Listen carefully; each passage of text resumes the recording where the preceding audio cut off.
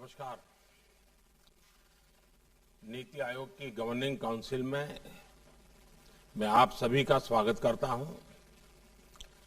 देश की प्रगति का आधार है कि केंद्र और राज्य साथ मिलकर के कार्य करें और निश्चित दिशा में आगे बढ़े। कोऑपरेटिव फेडरलिज्म को और अधिक सार्थक बनाना और यही नहीं, हमें प्रयत्नपूर्वक कॉम्पिटिटिव कोऑपरेटिव फेडरलिज्म को न सिर्फ राज्यों के बीच डिस्ट्रिक्ट तक ले जाना है ताकि विकास की स्पर्धा निरंतर चलती रहे, विकास ये प्राइम एजेंडा बना रहे, देश को नई ऊंचाई पर ले जाने की स्पर्धा कैसे बढ़े, ये मंथन करने के लिए पहले भी कई बार हमने चर्चा की है। आज भी स्वाभाविक है कि इस समिट में उस पर बल दिया जाएगा। हमने कोरोना कालखंड में देखा है कि कैसे अब राज्य और केंद्र सरकार ने मिलकर काम किया, देश सफल हुआ और दुनिया में भी भारत की एक अच्छी छवि निर्माण हुई। साथियों, आज जब देश अपनी आजादी के 75 वर्ष पूरे करने जा रहा है, तब इस गवर्निंग काउंसिल की बैठक और महत्वपूर्ण हो गई है।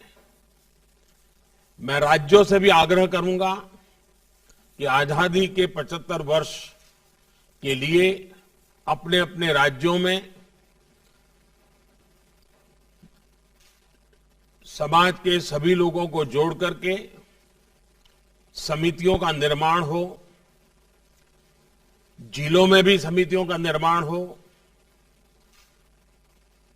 अब से कुछ देर पहले इस बैठक के लिए बिंदुओं का एक सरसरा उल्लेख आपके सामने हुआ है। इन एजेंडा पॉइंट्स का चयन देश की सर्वोच्च प्राथमिकताओं को ध्यान में रखते हुए किया गया है। इन एजेंडा पॉइंट्स पर राज्यों से सुझाव लेने के लिए, राज्यों को तैयारी का पर्याप्त समय देने के लिए एक नया प्रयोग शुरू किया गया कि इस बार नीति आयोग के साथ राज्यों के सभी प्रमुख अधिकारियों के साथ एक अच्छा सा वर्कशॉप भी हुआ इसके पूर्व, और उस चर्चा में जो पॉइंट आए उनको भी इसमें जोड़ने के लिए हमने प्रयास किया है और इसके कारण काफी सुधार और एक प्रकार से राज्यों की अपेक्षाओं को ध्यान में रखते हुए एजेंडा बना है। इस प्रक्रिया से गुजरने की वजह से इस बार गवर्निंग काउंसिल के एजेंडा पॉइंट्स बहुत स्पेसिफिक है और हमारी चर्चा को और सारगर्भित बनाएंगे।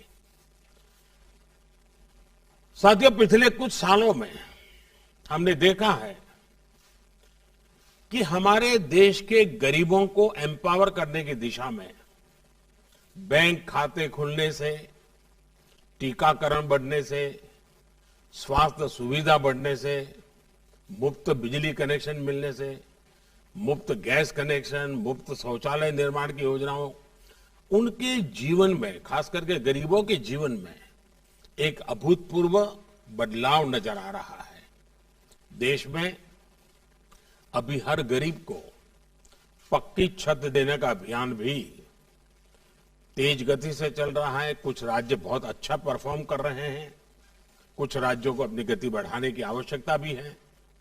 2014 के बाद से देखें तो गांवों और शहरों को मिलाकर 2 करोड़ 40 लाख से ज्यादा घरों का निर्माण पूरा किया गया है।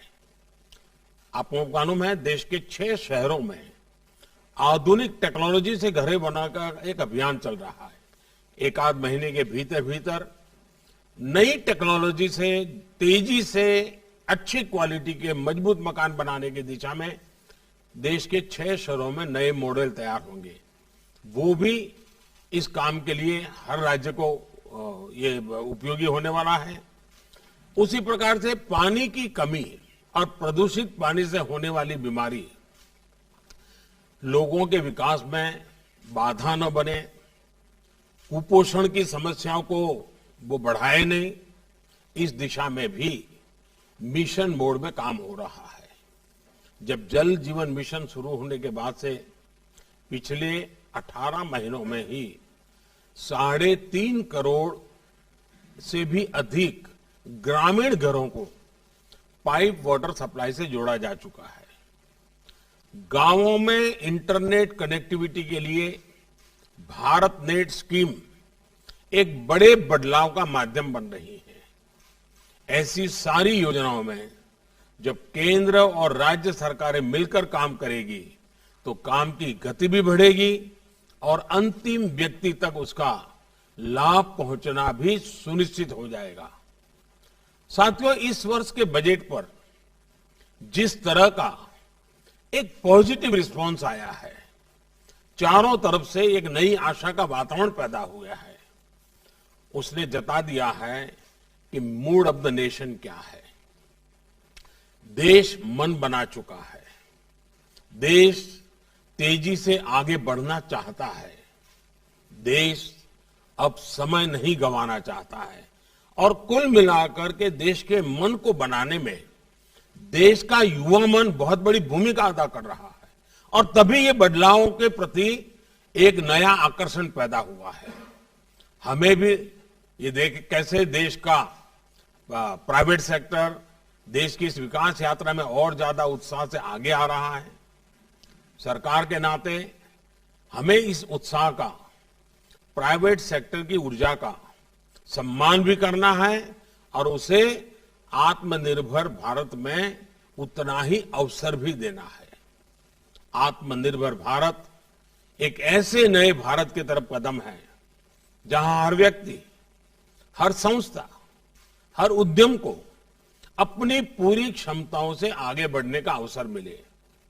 साथियों, आत्मनिर्भर भारत अभियान एक ऐसे भारत का निर्माण का मार्ग है जो न केवल अपनी आवश्यकताओं के लिए बल्कि विश्व के लिए भी उत्पादन करे और ये उत्पादन विश्व श्रेष्ठता की कसौटी पर भी खरा उतरे। और इसलिए मैं हमेशा कहता हूं, zero defect zero effect. Bharat जैसा युवा देश, उसकी आकांक्षाओं को ध्यान में रखते हुए हमें आधुनिक इंफ्रास्ट्रक्चर का निर्माण करना होगा, इनोवेशन को बढ़ावा देना होगा, टेक्नोलॉजी का ज्यादा से ज्यादा प्रयोग करना होगा, शिक्षा कौशल के बेहतर अवसर उन्हें देने होंगे। साथियों, हमें अपने बिजनेस को, एमएसएमईज को, स्टार्टअप्स को और मजबूत करने की जरूरत है। हमारे हर राज्य की अपनी एक खूबी है, हर राज्य के हर जिले के पास अपना हुनर है, अपनी खासियत है, कई प्रकार के पोटेंशियल्स हम बारीकी से देखें तो नजर आते हैं। सरकार द्वारा देश को ये सैकड़ों जिलों के प्रोडक्ट्स को शॉर्टलिस्ट करके उनके वैल्यूएडिशन के लिए, मार्केटिंग और एक्सपोर्ट के लिए उन्हें प्रमोट किया जा रहा है। इससे राज्यों के बीच एक स्वस्थ स्पर्धा अभी प्रारंभ हुई है, लेकिन आगे बढ़ाना है। कौन राज्य सबसे ज्यादा एक्सपोर्ट करता है, अधिक से अधिक प्रकार की चीजें एक्सपोर्ट करता है, अधिकतम देशों में एक्सपोर्ट करता है, अधिक से अधिक मूल्य की चीजें एक्सपोर्ट करता है, और फिर जिलों में भी ये स्पर्धा कैसे बने और हम एक्सपोर्ट पर विशेष बल हर राज्य, हर जिला कैसे दें। हमें इस प्रयोग को जिलों और ब्लॉक्स के बीच भी लेकर जाना है। हमें राज्यों के संसाधनों का पूरा इस्तेमाल करना होगा। राज्यों से होने वाला एक्सपोर्ट हमें आग्रहपूर्वक, और इसका हिसाब किताब हर महीना लेना चाहिए, और उसको बढ़ाना चाहिए। पॉलिसी फ्रेमवर्क और केंद्र एवं राज्यों के बीच बेहतर तालमेल भी बहुत जरूरी है। अब जैसे हमारे यहां कोस्टल स्टेट है, मत्स्य उद्योग को, ब्लू इकोनॉमी को और मछली को विदेशों में एक्सपोर्ट करने के लिए असीमित अवसर है। हमारे कोस्टल स्टेट उसके लिए क्यों न स्पेशल इनिशिएटिव ले।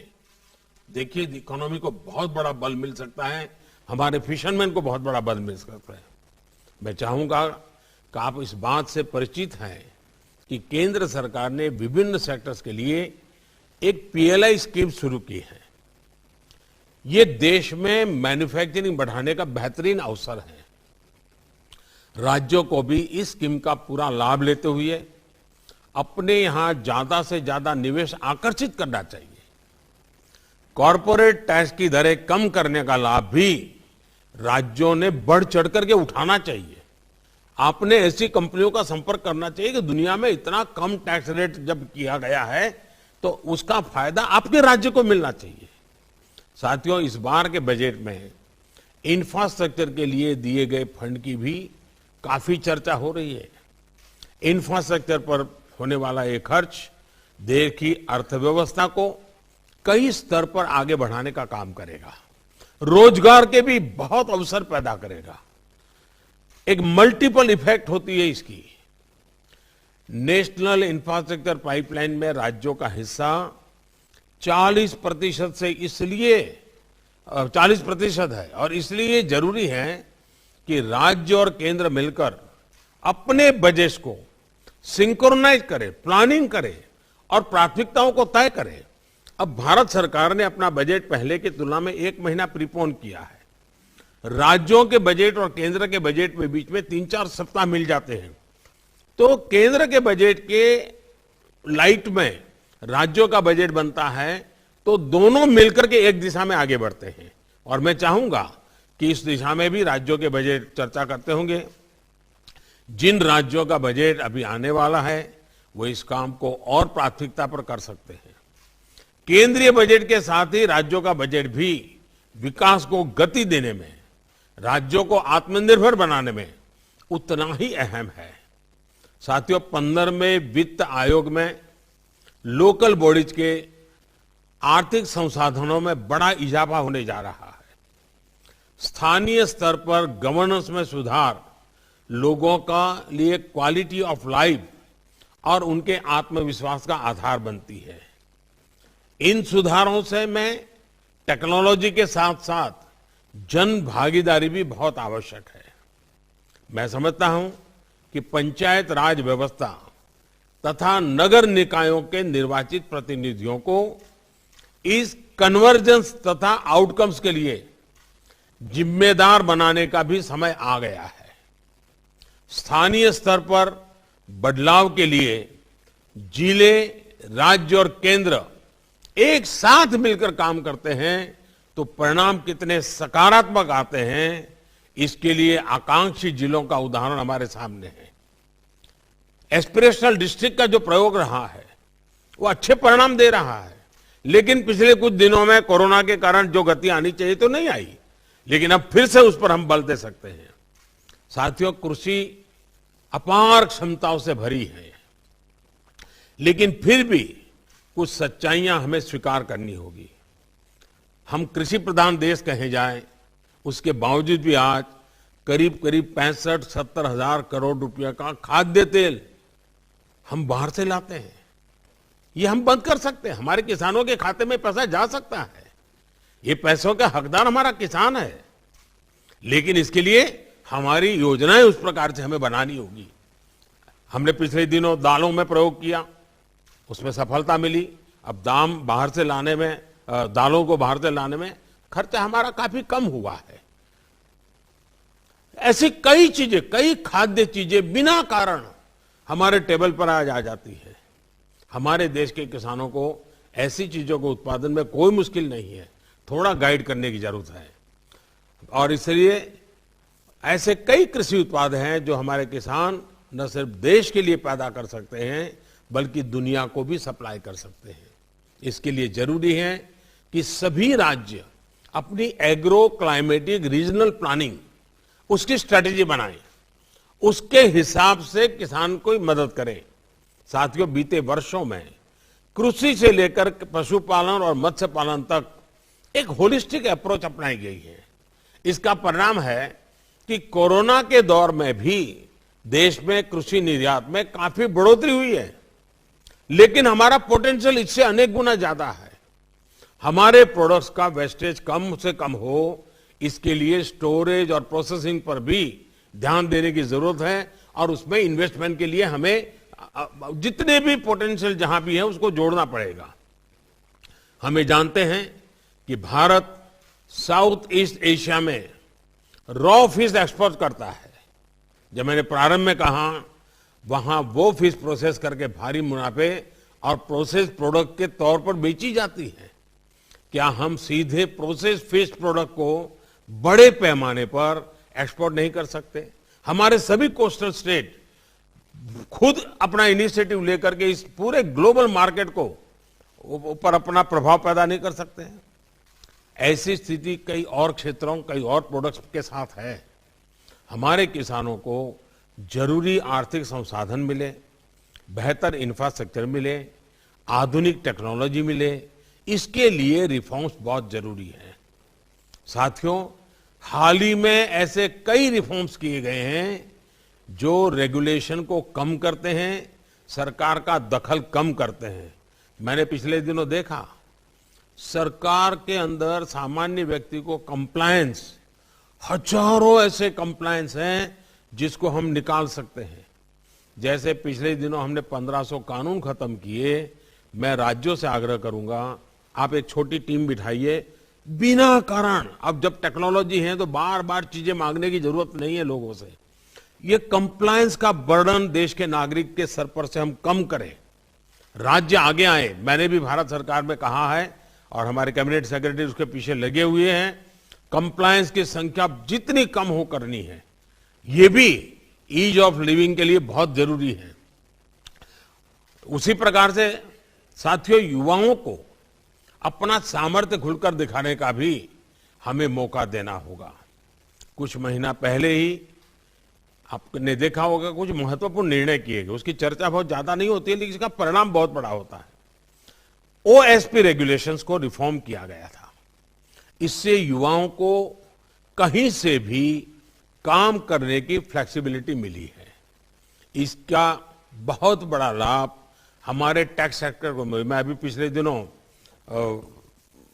आईटी सेक्टर के लोगों से बात कर रहा था। मुझे कईयों ने बताया कि उनके 95% लोग अब घर से ही काम कर रहे हैं और उनका काम अच्छा चल रहा है। अब देखिए ये कितना बड़ा बदलाव आ रहा है। हमने इन चीजों पर बल देना होगा। हमें ऐसी जो बंदिशें हैं उन सारी बंदिशों को समाप्त करना चाहिए। काफी मात्रा में हमने पिछले दिनों रिफॉर्म करके किया भी है। आपने देखा होगा, कुछ दिन पहले हमने एक बहुत महत्वपूर्ण निर्णय किया है। जियो स्पेशियल डेटा से जुड़े नियमों को भी लिबरलाइज कर दिया है। जो अभी हमने किया है वो अगर आज से 10 साल पहले हम कर पाते तो शायद ये गूगल वगैरह भारत के बाहर नहीं बनते, वो हमारे यहां बनते। हमारे ही लोगों की टैलेंट है, लेकिन प्रोडक्ट हमारी नहीं है। इससे हमारे स्टार्टअप्स और टेक सेक्टर को तो बहुत बड़ी मदद मिली है। मैं चाहता हूं कि ये फैसला देश के सामान्य मानवी की ईज ऑफ लिविंग बढ़ाने में मदद करेगा। और साथियों, मैं 2 चीजों का आग्रह करूंगा। आज विश्व में हमें एक अवसर प्राप्त हुआ है। उस अवसर को जुटाने के लिए हमारी कोशिश रहनी चाहिए ईज ऑफ डूइंग बिजनेस, और भारत के नागरिकों के लिए हमारी कोशिश रहनी चाहिए ease of living. Globally Bharat के पोजीशनिंग के लिए, भारत को अपॉर्चुनिटी ग्रैब करने के लिए ईज ऑफ डूइंग बिजनेस का महत्व है, और उसके लिए हमारे कानूनों में सुधार करना होगा, व्यवस्थाओं में सुधार करना होगा, और देश के नागरिकों की आशा अपेक्षाओं को पूरा करने के लिए, उसके जीवन को सरल करने के लिए ईज ऑफ लिविंग के लिए जो चीजें आवश्यक हैं उसको बल देना पड़ेगा। साथियों, मैं अब आपके अनुभव, आपके सुझाव सुनने के लिए उत्सुक हूं। आज हम दिन भर बैठने वाले हैं, बीच में एक थोड़ा समय हम ब्रेक लेंगे, लेकिन हम सारे विषयों की बातचीत करेंगे। मुझे विश्वास है कि हमेशा की तरह इस बार भी आप सभी की तरफ से रचनात्मक और सकारात्मक विचार आप देश को आगे ले जाने में बहुत काम आएंगे और हम सब मिलकर के केंद्र और राज्य हम एक देश के रूप में एक ही दिशा में जितनी शक्ति लगा सकते हैं लगी शक्ति लगा करके विश्व में एक अभूतपूर्व अवसर भारत के लिए पैदा हुआ है। ये मौका हम जाने नहीं देंगे। इसी एक अपेक्षा के साथ मैं फिर एक बार इस महत्वपूर्ण समिट में आप सबकी उपस्थिति का स्वागत करता हूं, आपके सुझावों का इंतजार करता हूं। बहुत बहुत धन्यवाद।